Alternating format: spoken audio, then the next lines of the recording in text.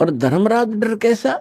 धर्मराज कहता है ये नौकर हैं यम के दूत जो आकर सताते हैं, चाहे प्रधानमंत्री हो, मृत्यु के बाद बक्कल तार देंगे, पकड़ के ले जाएंगे, टीटवी गले से पकड़ लेते हैं, बाजू पकड़ लेते हैं, घसीट कर ले जाते हैं।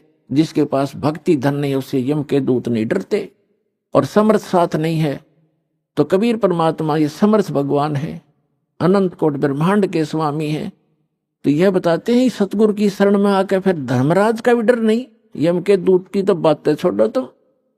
तो पुण्यात्मा उस झोपड़ी में बैठे व्यक्ति का और कपड़ा बुनने वाला और उसके 64 लाख से सो जाना, और हमारी समझ में नहीं आया कि ये भगवान है, ये गले नहीं उतरी कि यू भगवान हो सकता है।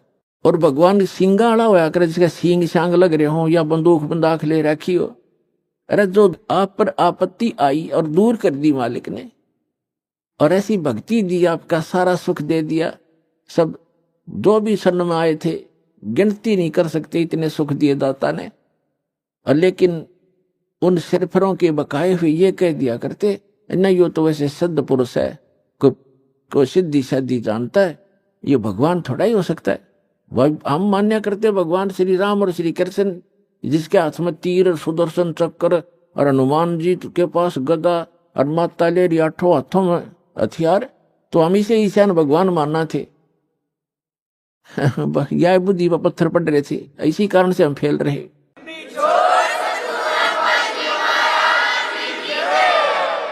तो हम उसी समय इसलिए मार खा गए कि हमने भगवान को भगवान नहीं माना। परमात्मा बताते हैं कि गुरु गोविंद कर जानियो रहियो शब्द समाए, मिले जब दंडवत बंदगी नहीं पल पल ध्यान लगावे। गुरु जी को गोविंद कर मानना, भगवान मानकर उसके साथ व्यवहार करना, ट्रीट करना। गुरु गोविंद कर जानियो और चलियो आज्ञा मां, मिले तो दंडवत बंदगी नहीं तो पल पल ध्यान लगा।